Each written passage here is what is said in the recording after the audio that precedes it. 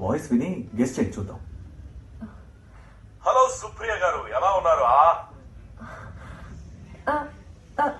మీరెవరండి? నేను చిరంజీవిని మాట్లాడుతున్నా. రోహన్ నా ఫ్రెండ్. ఎలా ఉన్నారు? మెగాస్టార్ మీరా?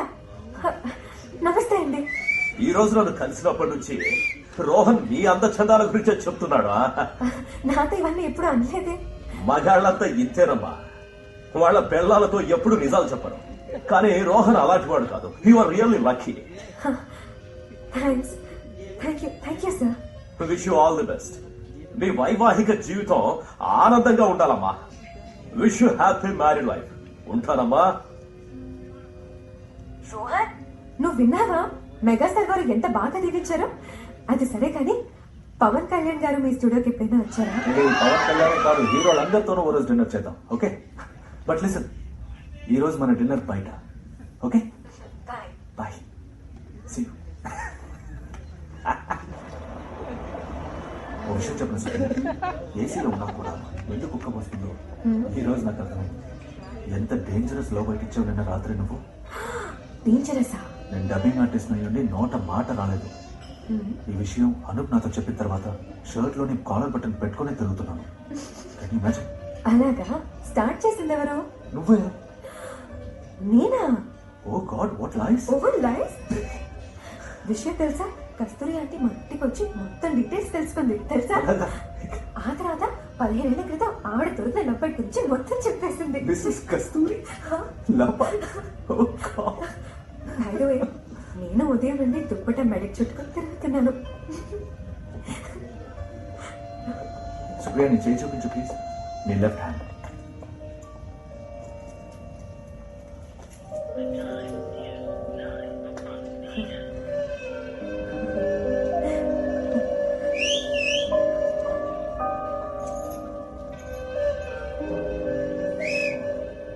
ఇది నా ఫస్ట్ శారీతో కొన్నాను, కానీ 2 పెట్టుకుంటాను. ఒకటి టైం చెప్తుంది, ఇంకోటి నీ ప్రేమను చెప్తుంది.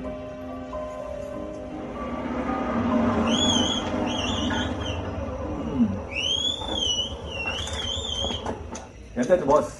80 రూపాయలు సార్. 80? అవును సార్. ఇదిగో 100. Thank you sir. ఇదిగోండి. జోక్ చేస్తున్నావా, మోసం చేస్తున్నావా? ఏమైంది సార్? 80 కదా అన్నావు. అవును సార్. మరి 18 ఇచ్చావు. 20. ఓ సారీ సార్, తొందరలో ఏదో అలా జరిగింది సార్. తీసుకోండి.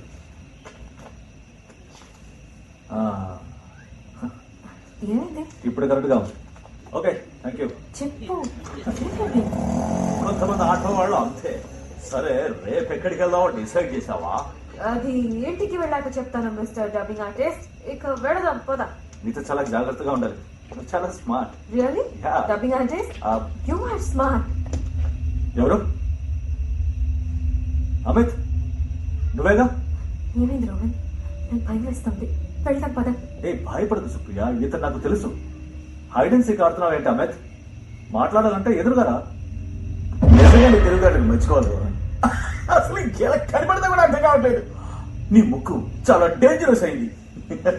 దారోదులు. అరే ఏదో ఒక మాట మీద ఉన్నాడయ్యా. ముందు ఎదురుగా రమ్మంటావు, ఇప్పుడేమో దారి రమ్మంటావు. దారోదులు. సరే సరే, వదిలేసాను. వెళ్ళి వెళ్ళి.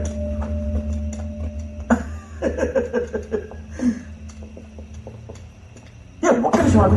ఒక ముఖ్యమైన మాట అడగాలి. నేను ఇప్పటి వరకు ఎంత కష్టపడి ప్రయత్నించినా కనీసం ఒక పని మనిషి కూడా పట్టలేదు. కానీ నువ్వు చీకట్లో కూడా మళ్ళీ గురి చూసుకుంటా. మర్యాదగా మాట్లాడు. నా భార్య, అర్థమైనా? రోహన్, షాట్ వదిలో. ఓ నాయనా, అరే ఇదేంటి సార్ చూడు. చూస్తుంటే మనం మన్మధుడు నిన్న రాత్రే బ్లూ ఫిల్మ్ రన్ చేసినట్టున్నాడు. చెప్పవయ్యా, నువ్వు తనకిచ్చావా? బయట చెప్పు చెప్పు, ఎక్కడ ఇచ్చావా? వద్దు, చెప్పండి చెప్పండి. లవ్ బయటికి ఎక్కడుందో నేనే చూస్తాను. తప్పు చేస్తున్నావు అమిత్. మొదటిసారి చెప్తున్నాను, ఆఖరిసారి అనుకోని విను. బలహీనం అనుకోకు.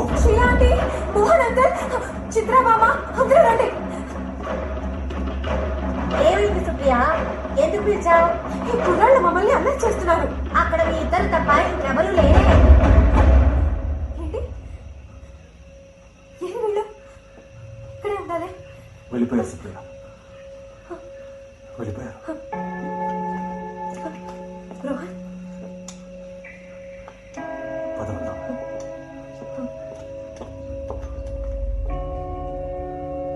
చూడండి, అవన్నీ నాకేం తెలీదు. ఫ్లాట్ బుక్ చేసినప్పుడు మీరు నాతో ఏమన్నారు? డిసెంబర్ లో ఇచ్చేస్తానన్నారు. ఇప్పుడేమో వచ్చే సంవత్సరం ఇస్తానంటారేంటి? ఏం పేపర్? రాజేష్ రాజేష్ ప్లీజ్, నాకేమి దాని గురించి తెలీదు. నెల రోజుల్లో నాకు పొజిషన్ ఇవ్వండి, లేకపోతే నా డబ్బులు నాకు తిరిగి ఇచ్చేయండి, అంతే. అవును, థ్యాంక్ యూ, బాయ్. ఏం చేస్తున్నావు సుప్రియ? రోహన్, నిన్న రాత్రి నువ్వు వాడిని కొట్టినప్పుడు నేను చాలా గర్వంగా ఫీల్ అయ్యాను. అప్పుడెందుకు చెప్పలేదు? Sorry sorry sorry sorry. Supriya, good morning. Morning aunty. ఏమిటమ్మా ఇది? యాక్చువల్లీ ఆంటీ, మా ఫ్రిడ్జ్ పాడైపోయింది. మీ ఫ్రిడ్జ్ లో ఈ పాలు ఉంచుతారా? సరేమ్మా.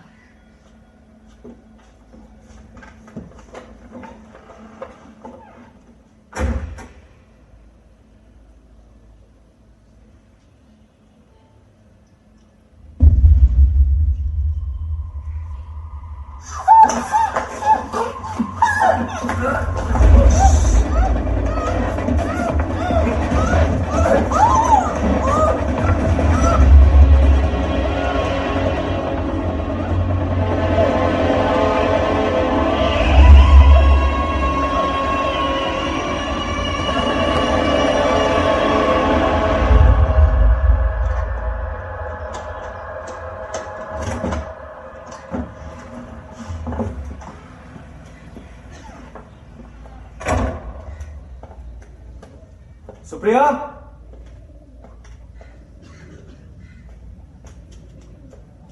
ఎక్కడున్నావు? ఉదయం నుంచి నీకు ఎన్నిసార్లు ఫోన్ చేశాను తెలుసా? ఈరోజు స్టూడియోకి ఎవరు వచ్చారనుకుంటున్నావు? పవన్ కళ్యాణ్. నీతో మాట్లాడిద్దామంటే నువ్వు ఫోనే తీయలేదే. ఏంటి సుప్రియ, మంచి ఛాన్స్ మిస్ అయిపోయింది. మాట్లాడవే. సుప్రియ, ఏమైంది? సుప్రియ, సుప్రియ, నీకు కలగదు సుప్రియ, ఎందుకు మాట్లాడడం లేదు? సుప్రియ,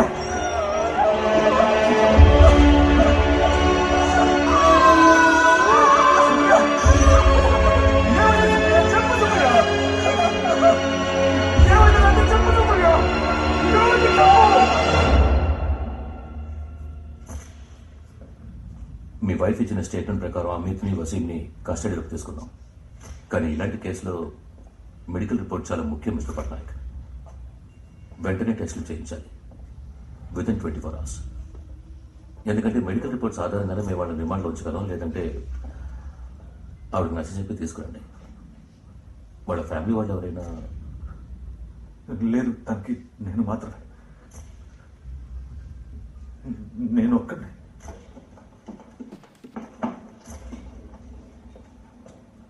ఇదేం కేసు అండి బాబు? ఆవిడేమో వాళ్ళని చూసి ఐడెంటిఫై చేయలేదు. ఆ ఎదవలు రేప్ చేసేటప్పుడు నోరు తెరలేదు, అందువల్ల వాళ్ళ గొంతులు కనిపెట్టలేదు. కేసు మొత్తం ఆవిడ ముక్కు మీదే ఆధారపడి ఉంది సార్. కోర్టులో వాసన చూసి సాక్ష్యం చెప్తుందా? అసలు అట్లాంటి జడ్జి గారు అంగీకరిస్తారా? అందుకే మెడికల్కి పంపిస్తున్నాను.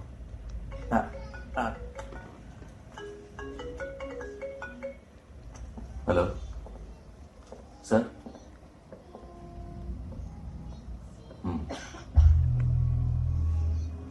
Sir, okay. ఫోన్ వచ్చిందా సార్? ఇట్లాంటి టైంలో ఫోన్ రాకుండా అరే ఫోన్ వస్తే ఫోన్ అంటే వస్తూనే ఉంటుంది. నా ఫోన్ మీద కాకుండా నీ డ్యూటీ మీద కాన్సన్ట్రేట్ చేయి. Yes sir. ఆవిడ హాస్పిటల్ తీసుకెళ్ళి మెడికల్కి. Yes sir.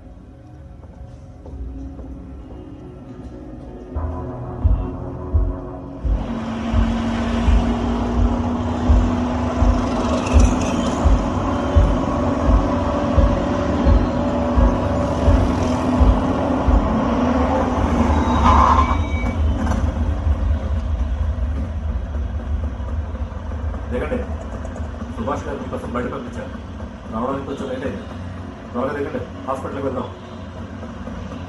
కానిస్టేబుల్ సార్, నేను స్టేషన్కి రమ్మంటాను. అలాగే